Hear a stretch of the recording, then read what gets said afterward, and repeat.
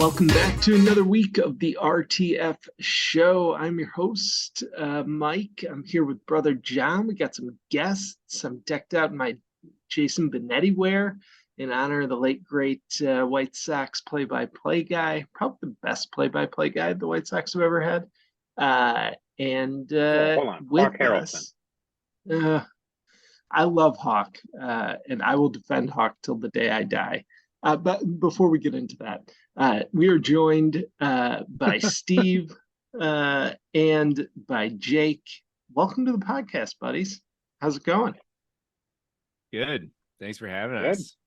Of course. Happy to have you guys here. We're going to do a little trade deadline rundown, which both of you were involved in. It actually turned out to be a bit busier than I thought it was going to be. Just to address Hawk Harrelson, love him. Absolutely will defend him till the day I die. That said, he was mostly an asshole and mostly pretty bad at this job. My two favorite stories that I'll give just real quick. One, him leaving the booth to go check on a hurt White Sox player in the middle of the game. And then two, the White Sox being up by one run. I can't remember who they were playing, but somebody hit a home run in the ninth to put the other team ahead. And yes, the like 3 minutes of silence. Just great. Also, he was the White Sox GM for 1 year Yes. in like the 70s or 80s, and was fired because he spent too much time on the golf course. Yes. Not a great GM. But TW, that's what the Kankakee Staleys are digging for, that will to win, the only analytical stat that matters. All right, let's dive into this. It was we weren't here last week. Busy week for John and I, but we did miss some kind of exciting games last week. I think the big news that I just want to start with, and then we're going to get into kind of Steve and Jake's teams. But Sullivan is 8-1. Oh my God. I'm just going to lay that out there. Pete's team is 8-1. Infuriating. Pretty wild. Love you, Pete, but no. I just want to note he is almost 300 points back not 300, sorry, 100 points back of Steve, the points leader. Pretty far down 100. in the points standings. You're right, more than 100. I thought Yes. he was like almost 200. Yes, that is correct. 160. He's 160 Yeah. points back. Yeah. And and he has more than 65 less points against him than anyone else in the league. He's averaging just over 100 points a game at 8-1, whereas So I'll ask Steve, you I think, guys, is averaging 123. It's crazy. Team of Destiny? Can Sullivan's team go the distance? Does he get knocked off here? I think personally, he's going to not get a bye in the playoffs. So he won't end up as first or second, and then we'll get knocked out in the playoffs in the first round. Interesting. Okay. So Call you him think a shot. he stumbles down the stretch. Okay. All right. Okay. Just wanted to acknowledge that 8-1, pretty impressive. As the only team that's beaten him, I think he stumbles there as well. we go. I think he stumbles. There we go. Oh, well said. Speaking of stumbling, Steve, you really had a chance last. Yeah, let's get into that.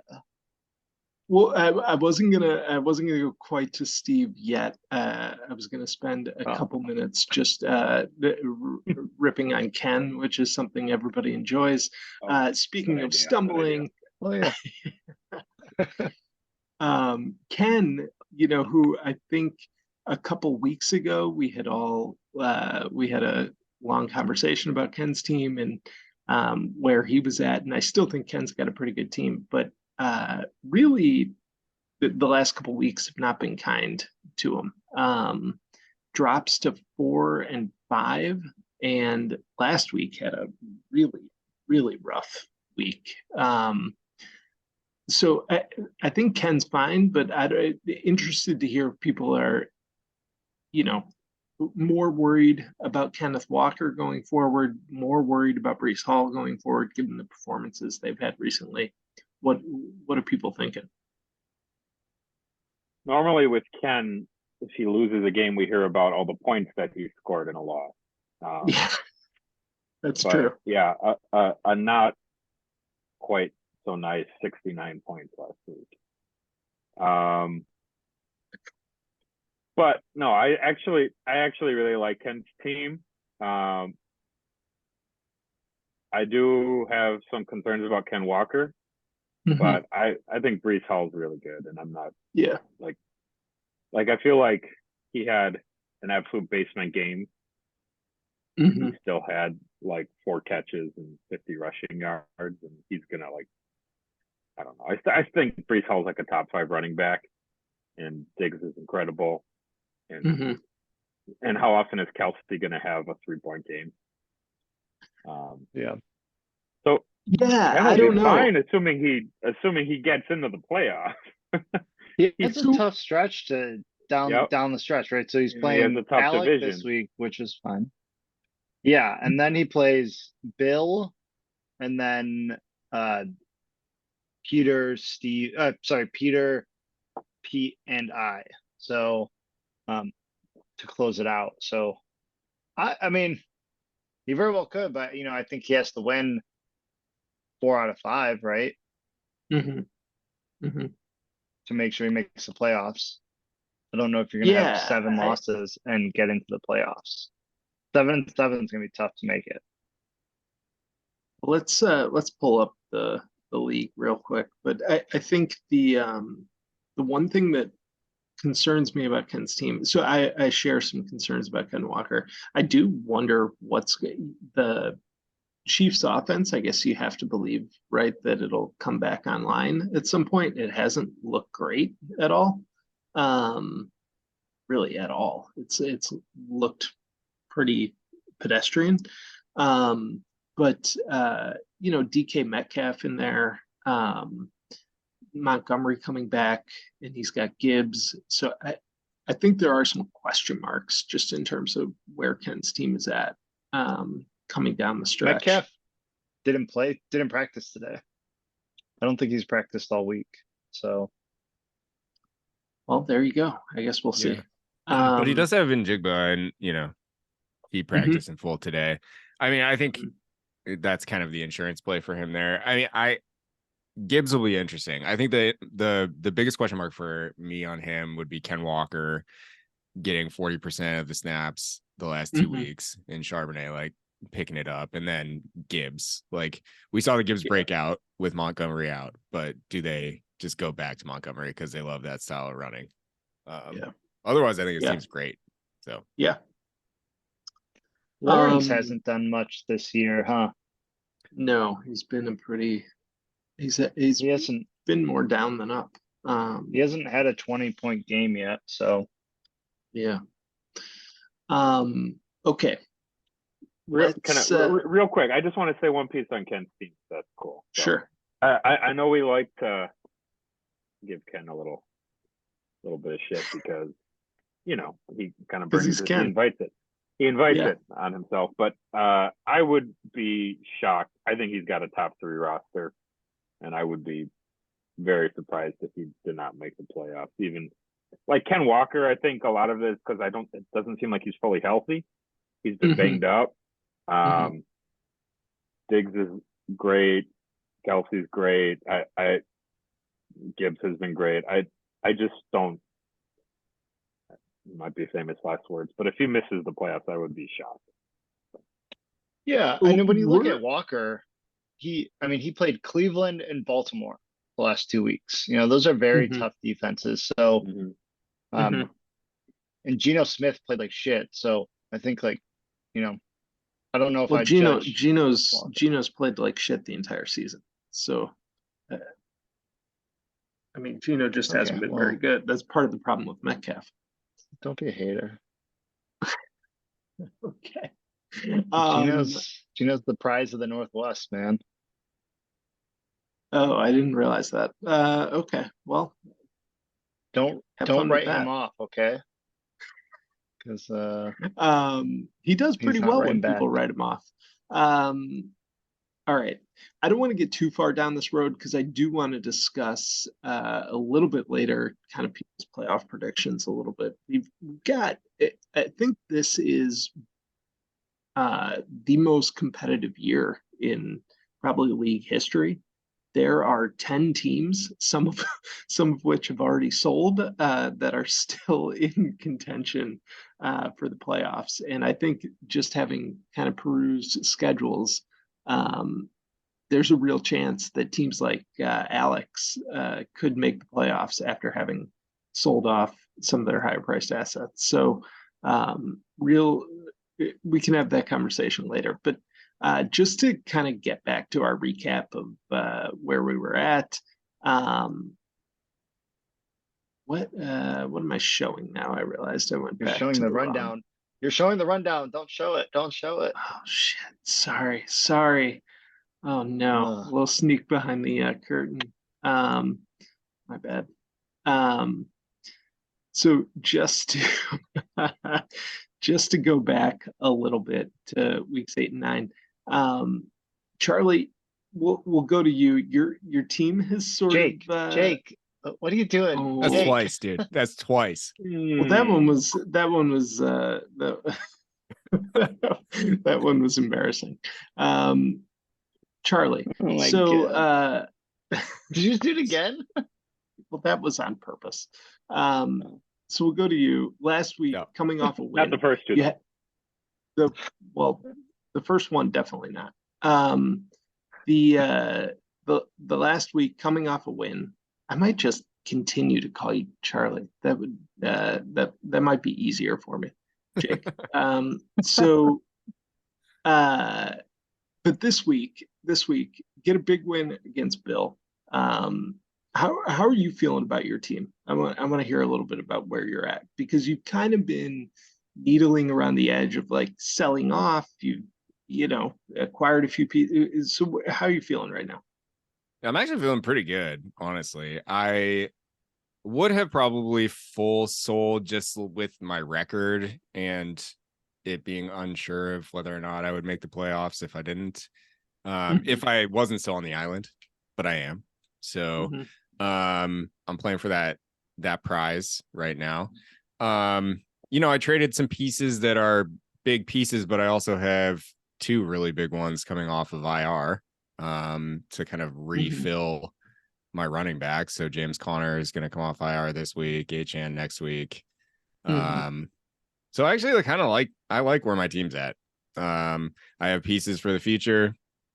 I have a potential to still win games. My schedule is not that hard going forward. So yeah, I actually feel pretty good about where I'm at. Yeah, I like it. I mean, I agree. I like where you're at right now, especially the running back situation for you looks good moving forward. I'm intrigued by the Keaton Mitchell pickup. I think several weeks ago. Yeah, I think that could just turn out to be obviously at a breakout game, but we'll see what happens going forward. But that could turn out to be a really valuable piece. What did you pay for Keaton Mitchell? $1. Nobody knew who he was. Sweet. That's great. That's nice keeper potential there too. Yeah, for sure.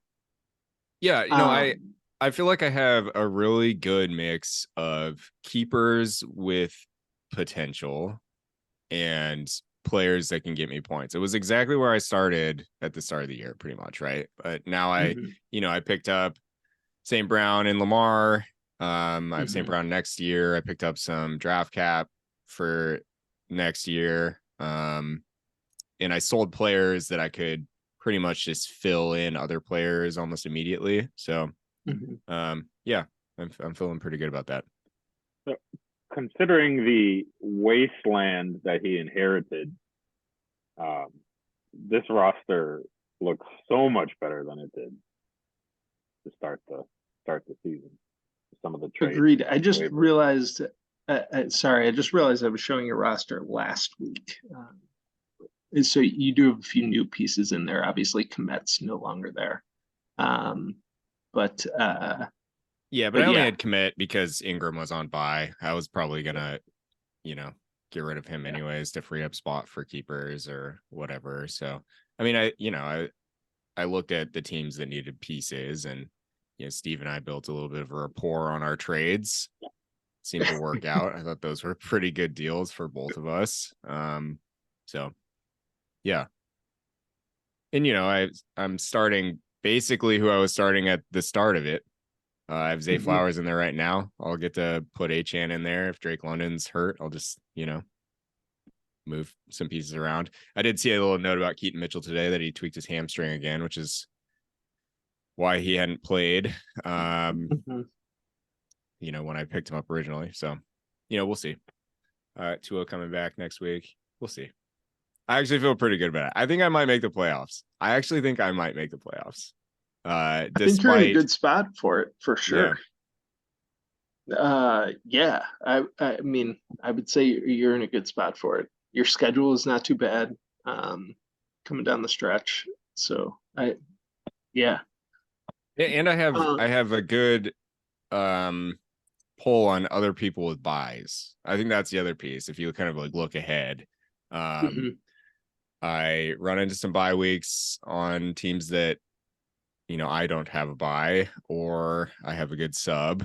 And that's actually the case with the Island for me as well. So those were all reasons why I didn't full sell. So we'll see how it plays out. I'm hoping that I can win that. I like it. Really, you have Steve, Peter, Sullivan, and you left on the island. And Steve this week has a ton of buys. Yeah, but I think Peter. Peter's without Tyreek Hill, so I mean, it's the best week for us both to beat him. I mean, that's his highest point score. So we'll see where Peter falls on that. Very true. So just going backwards to last week, Steve, last week, down week for you. I mean, mostly I think due to McCaffrey's bye, right? I mean, that's what I would put it on. Jamar Chase dropped a touchdown, and then Amari Cooper caught one off someone's helmet. Yeah, that was the difference. There you go. So I would imagine it probably would have been nice to have beaten Sullivan. It would have taken you even with him to get up to really to be in first place. But yeah, I wouldn't imagine this was the most concerning loss for you. Certainly a loss you could afford at this point. Yeah. It would have. It's just another break for Sullivan. You're going up against the points leader, and ends up winning that game with a very low score. So, however, does it concern you that you worried at all about Charlie and I catching you now that you got your entire team on a bye this week with the Eagles? I'm just gonna keep doing it, Jake, just so you know.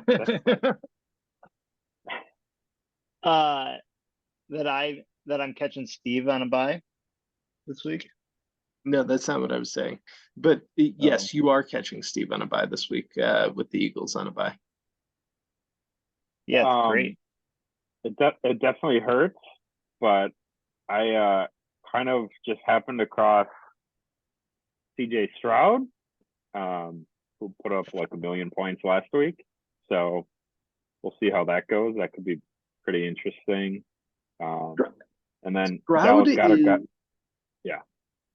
Stroud is the what isn't he like the QB4 or something? QB8 at this point. That's amazing.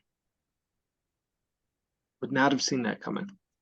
I was thinking I might trade him this week, so I also have Sam Howell, and he's like QB7. So there you go. But I don't know. I thought someone might try to trade for a keeper, but maybe in the off season. Yeah, you got. I mean, those are possibly. I don't know about Sam Howell, but Stroud certainly seems like somebody who could be kept next year. I'm sure you paid. It would be a minimum contract, I assume, right? Yeah. I mean, Howell is the number 6 QB on the year, which is crazy. Yeah, but he's more Blake Bortles than CJ Stroud, you know.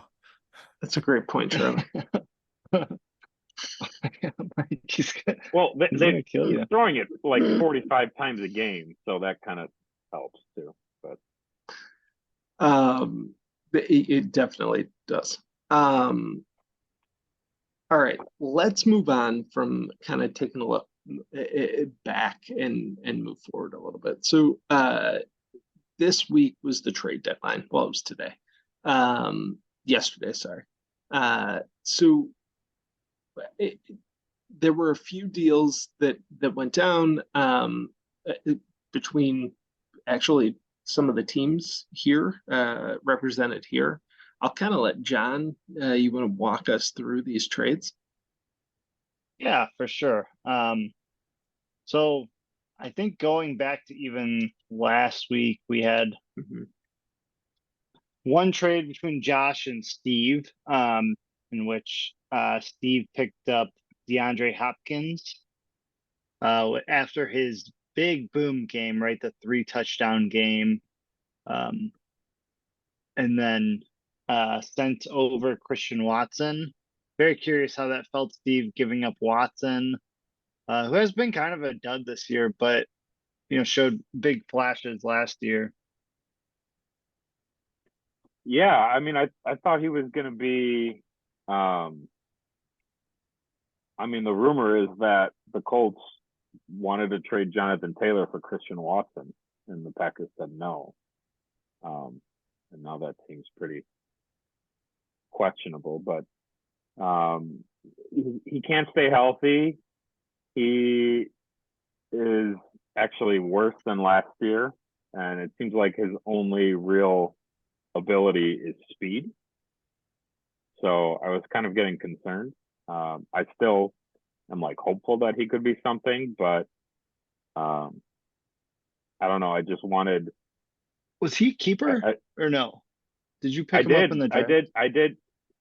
I drafted him last year, and then I gave him a contract. So yeah, he's a keeper, and I was 2 more getting years. a little.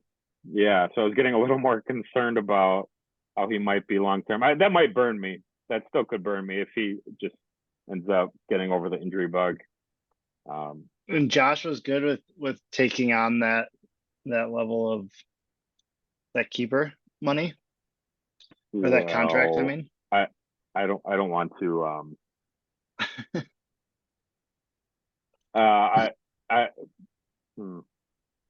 Maybe we'll just ask Jack. I don't want to out any. I don't want to take anybody down, but there might have been a conversation that happened more recently after that deal. Gotcha. Where he didn't realize. I'm gonna. If Josh wants to speak, Josh can speak. That's fine. Gotcha. Okay. But from my perspective, I was feeling less confident about the contract, and I thought it was a way out of the contract, and I thought Hopkins was a better bet to score more this year. So. Yeah, and that's sort of what it seemed like. That's what I was looking at the trade. It seemed like Hopkins might have a more of a win now potential than Watson does. And I mean, I think, yeah, Watson, either he could be like a Mike Williams type, or he could be a Chase Claypool type, I mean, I think in terms of that contract value, I would have been concerned as well. Like right now, am, I, it could have turned into for you, Steve, into kind of like the situation I put myself into with Ayuk and Deontay Johnson. Well, not so much Deontay Johnson.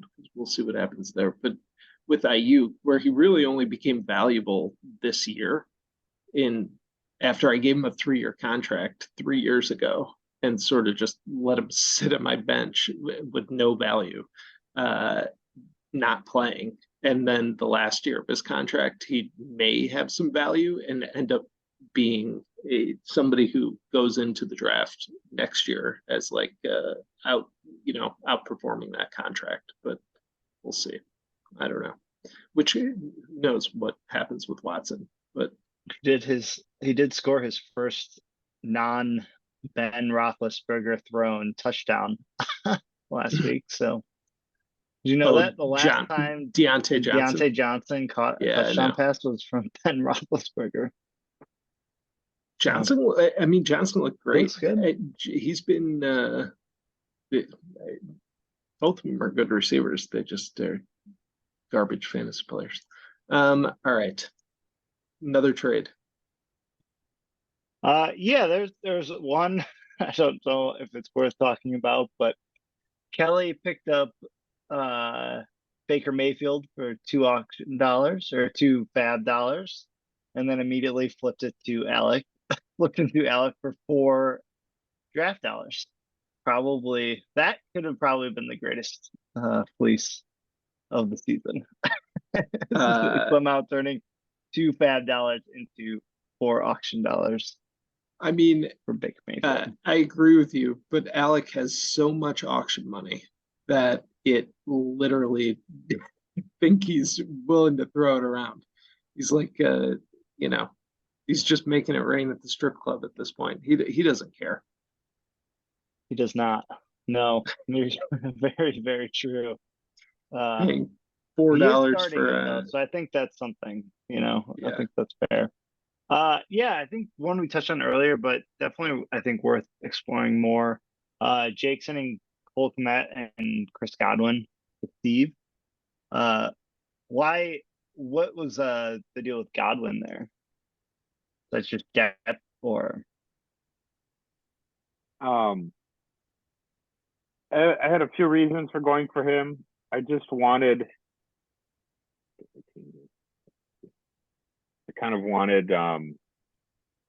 one more depth piece because Hopkins is old and fragile. But I was also hoping that I might be able to package a couple of receivers for an upgrade. So Godwin was kind of a throw-in. I knew I wanted to get a new tight end after Goddard went out. I had some different offers. I was talking to Mecca Peter about Kittle, was kind of talking to Mike about Andrews, but I don't know that we had a match there. That didn't really go anywhere. We never really got anywhere. But I knew I wanted to grab a tight end. Komet's been hot. Bajan looks for him all the time, except for apparently tonight. I don't know. And it was just something where I was like, well, I felt like if I got a few extra bucks, I felt like I got each of those two, maybe $1 or $2 cheaper than if I had gotten them individually. I might never play Godwin. I kind of hope I don't have to, but yeah, if I do, I just basically, I just kind of, I was thinking about this when I was talking to Peter. Sorry, my computer. What's his last name? I don't know. But Kramer. Peter Kramer. Yeah. I was chatting with him the other day, and I was saying like, it's interesting. I feel like it's very hard to be like a real contender 2 years in a row in this league because I haven't been in a position like I am right now where I'm like one of the top teams. And like when you see people spending $30 for a running back or a $20 for a receiver or something, you kind of feel the pressure to, like, when I have a chance, like I need to go for it.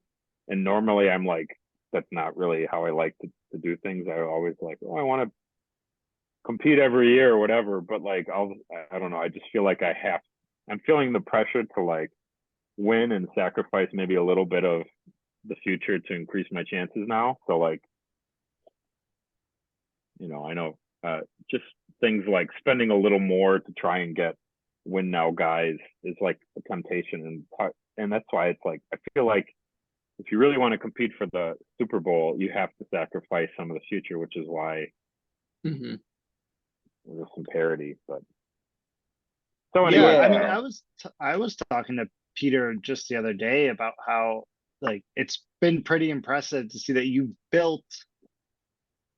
the way you built out your team starting last year, and then still having money for next year too. I don't think you spent all that much money, and you still are bringing back guys like AJ Brown and or you should be, you gave AJ Brown a contract this year, and Hurts, and so I mean the foundation is still there to make another run at it. But you're very right that like year one it was Ken and Peter in the championship.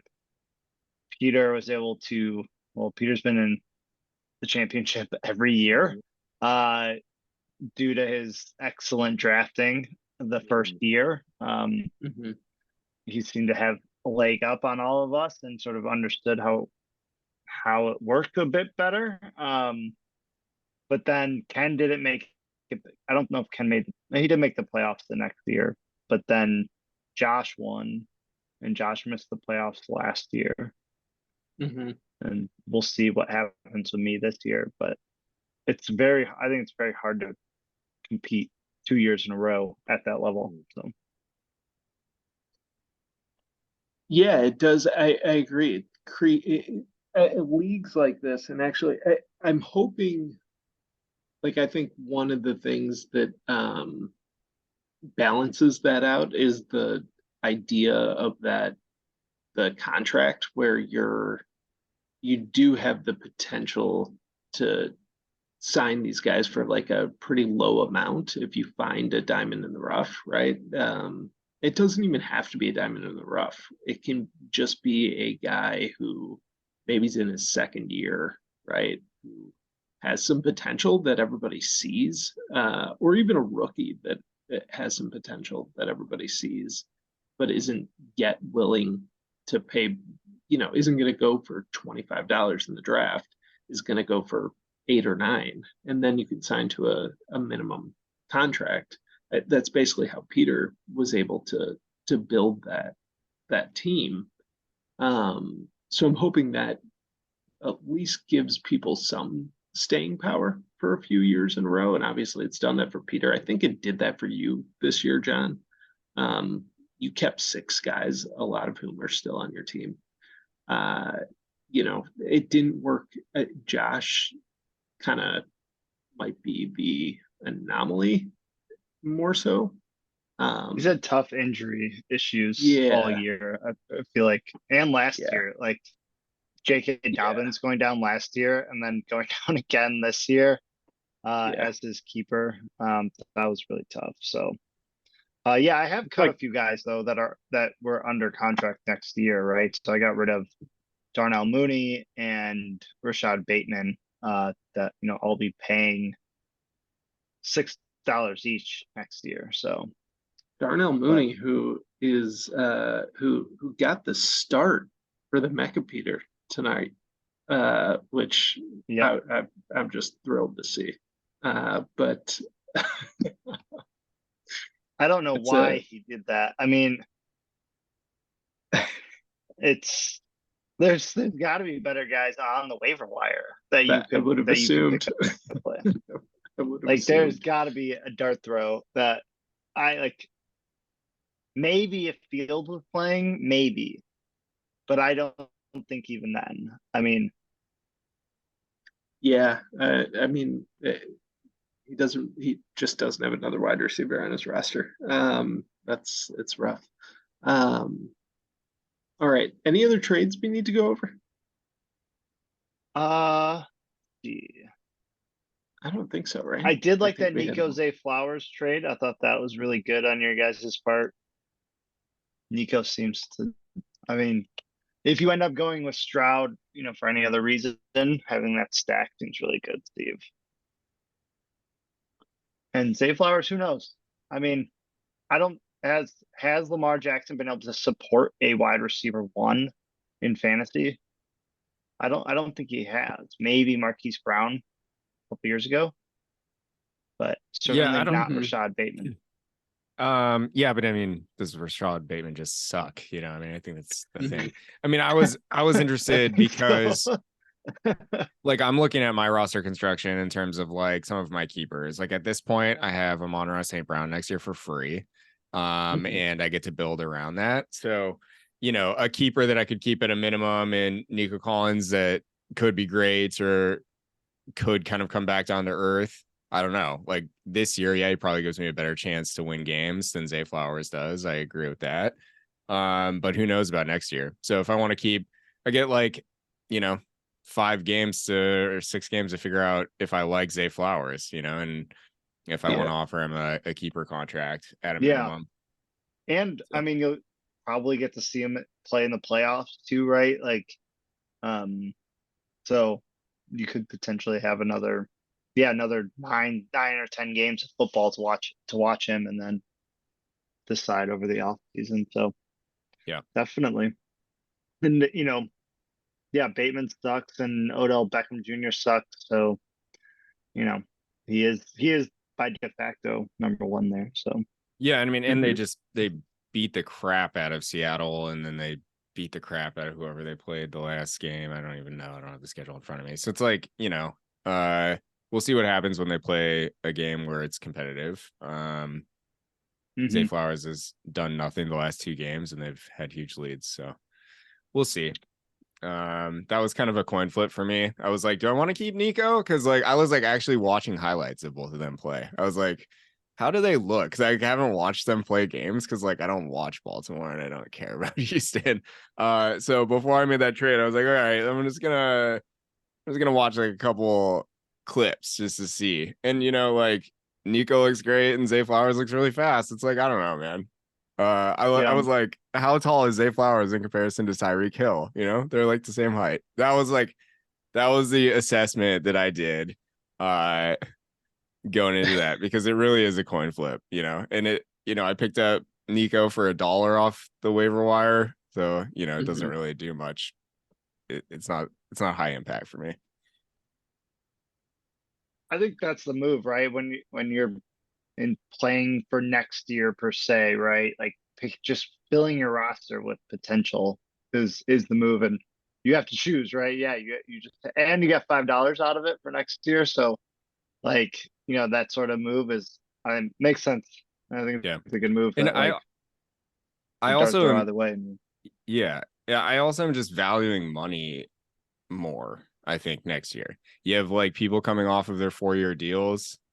Basically, their original year and their 3 years. So there's a lot coming out. There's a bunch of people with a lot of money, but there's a lot more players to buy. So I going into it was like, yeah, sure, $5 might not have looked like a lot last year, but it probably has more of an impact this year. So that was kind of how I was approaching those trades. Yeah, and I think to Steve's credit, going out and getting some of those big impact guys like CMC. Have you drafted him the last 3 years? Deontay Foreman touchdown. There you go. Sorry, keep going. I think the last 2. Last 2, and then last year I traded him.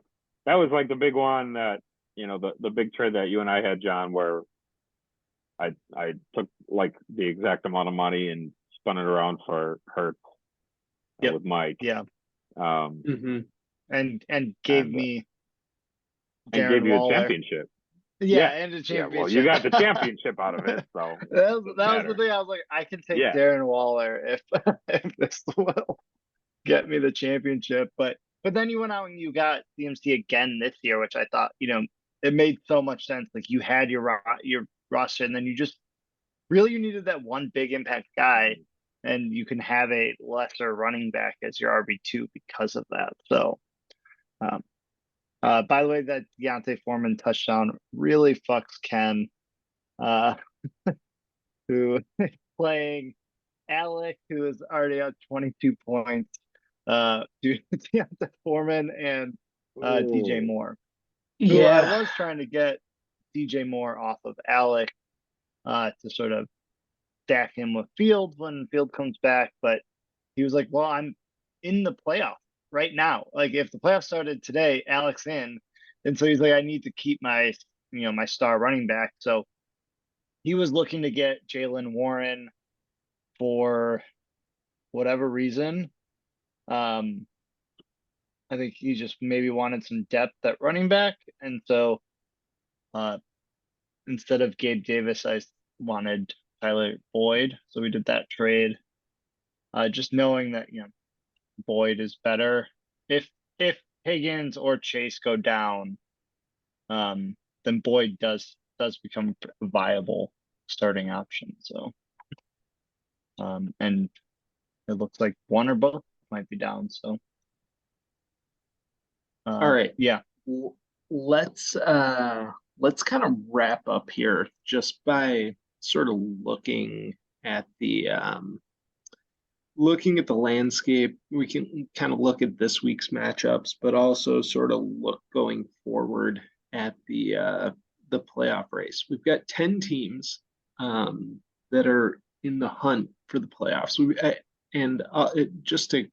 Obviously it's going to be easier to name the two teams that are not in the hunt. That would be Josh and Kelly.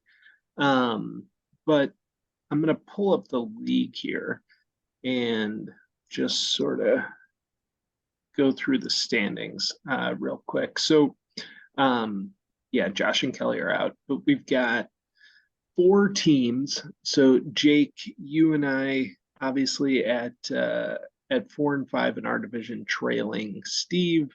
In the Papa Bear division,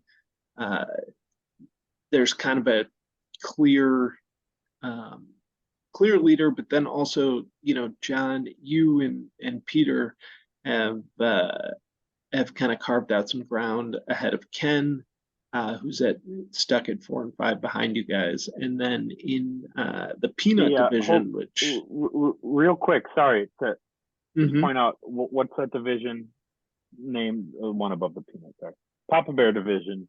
The division leader has the fewest points in his division. It's just fun little he does. thing I noticed. Yes, he does. It is wild. It's honestly wild that he's averaging 105 points. Yep. And has one of the lowest, 0.4. So pretty great. I mean, at the same time, I think Ken is the leader and he's in last place in that division. So the last division, he won't say anything about that either. Definitely not. The last division, Bill is sitting at the top at 6 and 3. Alec is right behind him, and Fitz kind of far behind them. Or not far, but just behind Alec. This division has not gone at all how I thought it was going to go. I thought Fitz was going to run away with this division, and I think you can see clearly why that didn't happen. I think he's got the most points against by far of any team in the league. It's been a rough season for Brendan, so not surprising that he's a couple games back of Bill in his division, but certainly not out of the playoff race. At this point, it's pretty tightly packed. And if we look at this week's matchups, Fitz is in a good spot. He plays Kelly. That's a win. Jake, you're in a good spot. You play Josh. That's a win. So I think, assuming you guys both move to 5 and 5, you're in a good spot to to sort of clean up. John, you and Steve play each other, both at 6 and 3. This game, obviously, I think a little bit more important for you, John, than it is for Steve in terms of the playoffs, because Steve has a bigger lead in his division. Is, I think more clearly the better team in his division. Whereas you're going to need to get in. You're going to need to get in the wild card. So it would be a big win. Potentially, yeah. Most likely, for sure, getting in. Yeah. Speaking of these matchups here, I think, it could be, so everyone did the league pick 'em, right? And so we can take a quick look and see sort of what the league has predicted for this week. Oh, sure. That's a great idea. Let's dropped it in the chat for you.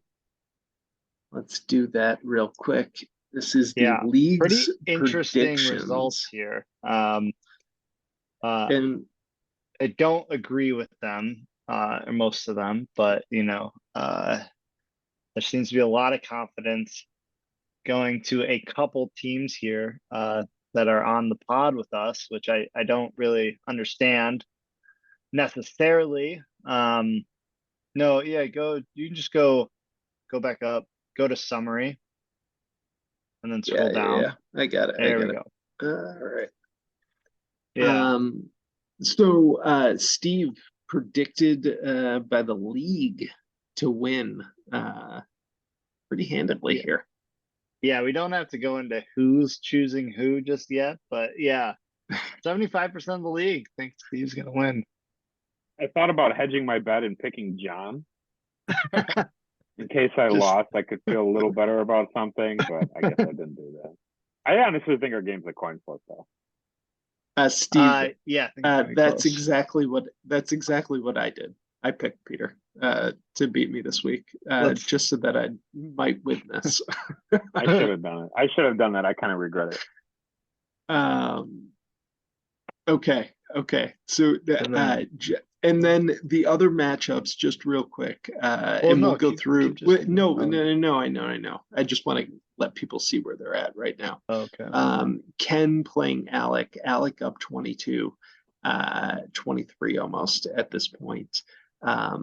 And Sullivan playing Bill, which I think is an interesting matchup, but maybe isn't as consequential in terms of what happens with the playoffs.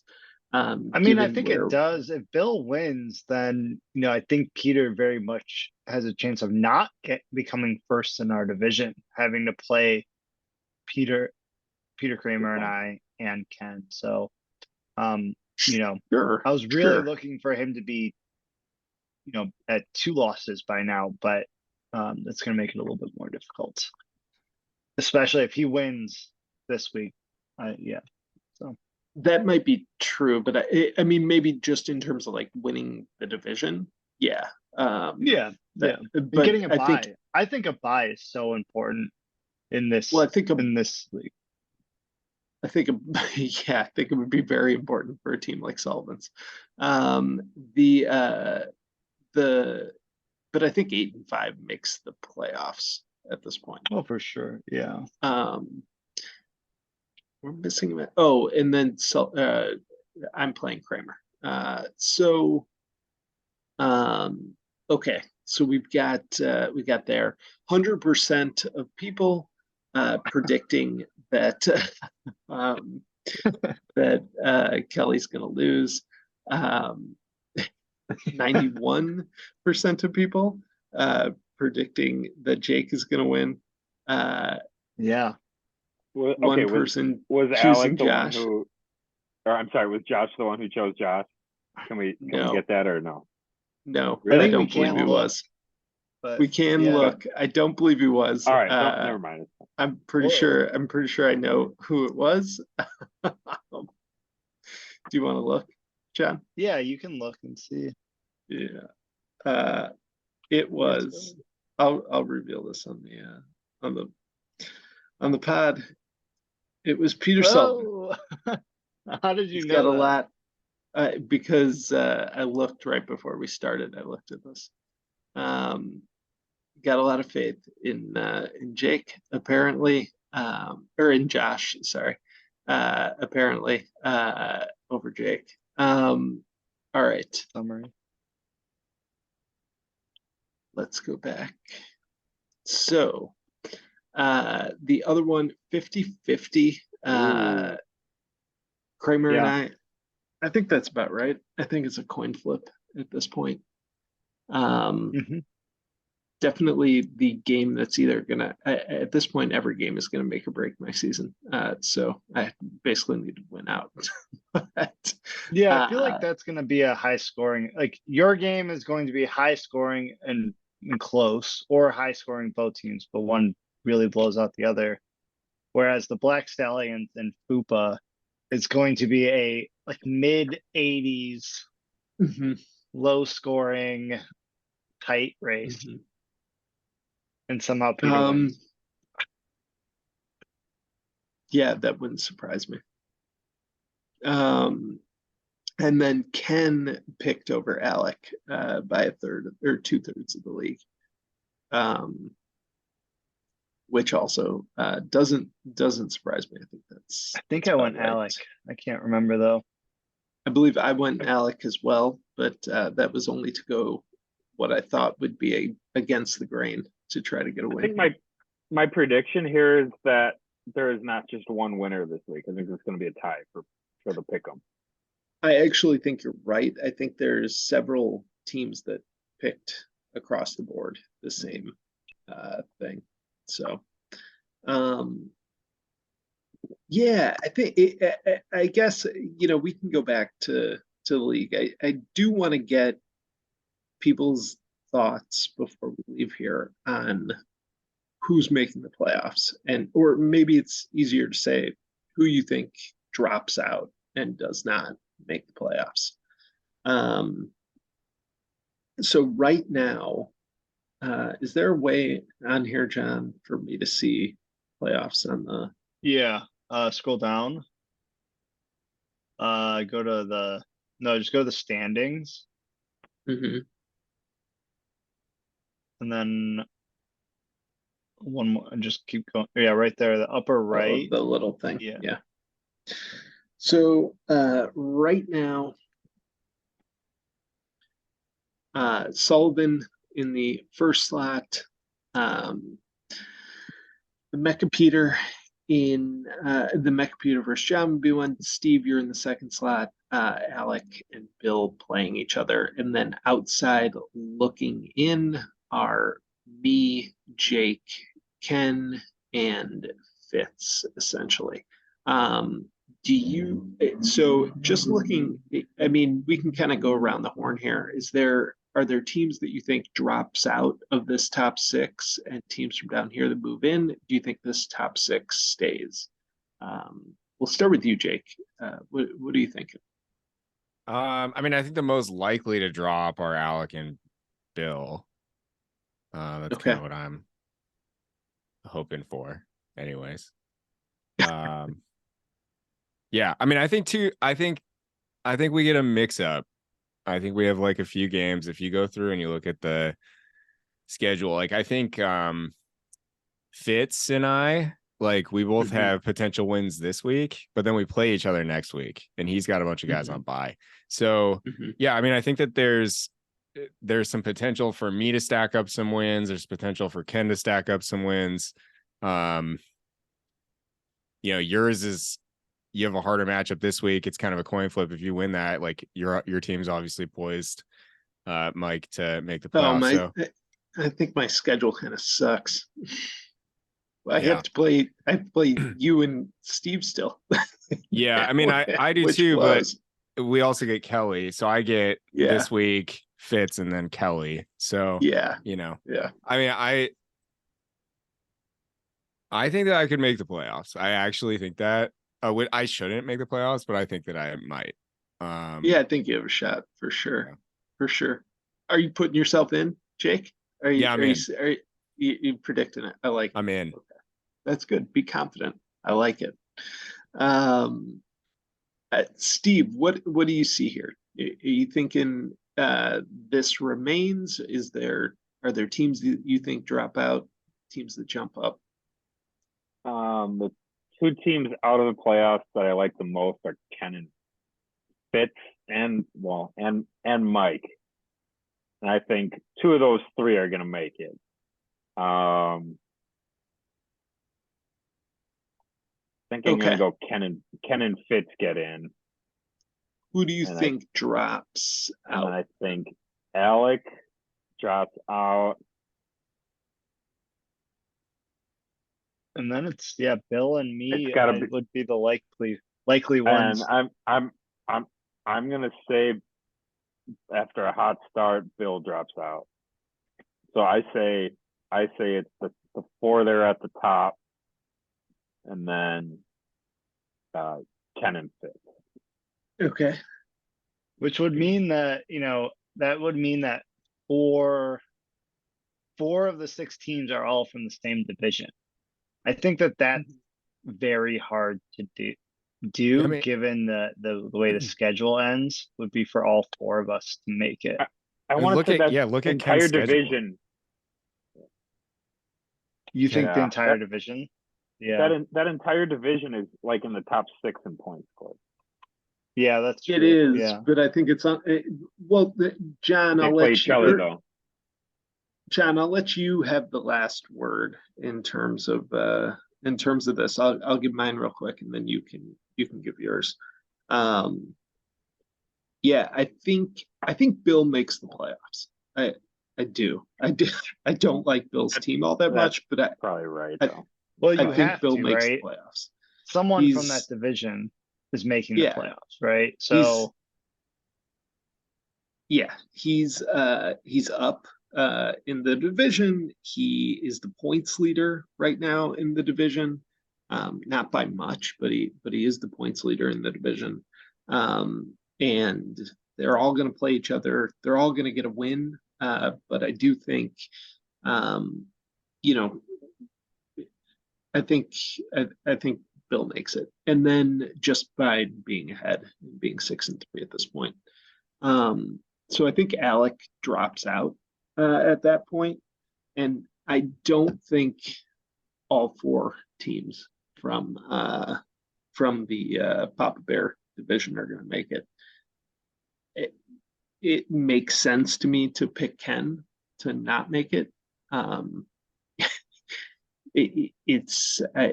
So I think that's probably the most likely outcome, is that Ken doesn't make it. So I'll take those 2 teams to drop out, and then to jump up.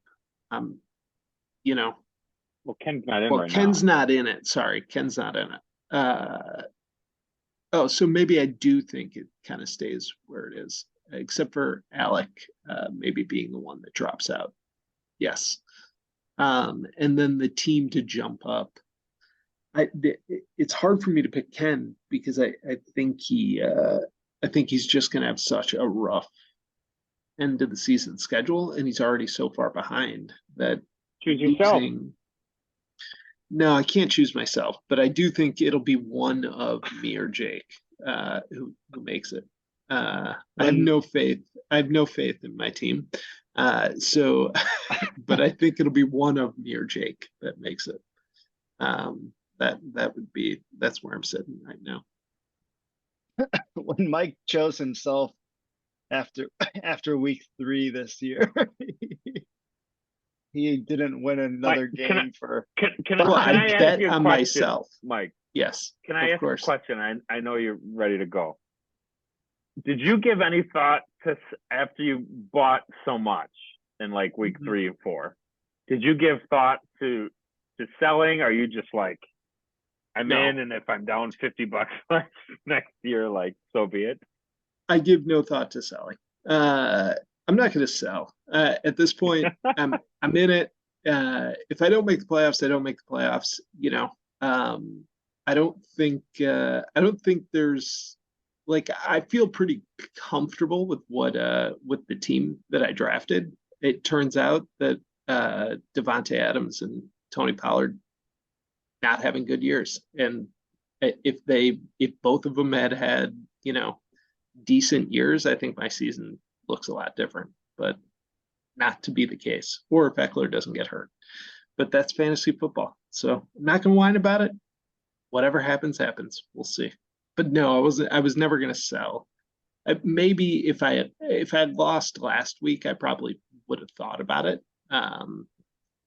Just being, I don't think there would have been a shot for me to make the playoffs if I had lost last week. But since I won, I wasn't going to sell this week. Though I did think about the Andrews thing with you, which essentially I think would have been selling. Kincaid, I think, is like a good start the rest of the season, but it would have been selling to give the best team in my division the number 2 tight end. So, John, what are your predictions? Yeah, I think you're right about Alec. I think eventually he drops out. And then I do agree that I don't think the 3 wild card teams will come from the Papa Bear division. That would be quite impressive. But I think if one team were to move up, I still think it would probably be. I think it would be your team, Mike. Honestly, of the 4 and 5, I think Ken's had some tough injuries recently, and I'm not sure if he's going to be able to get the wins now in order to set up a good run to finish the season necessarily.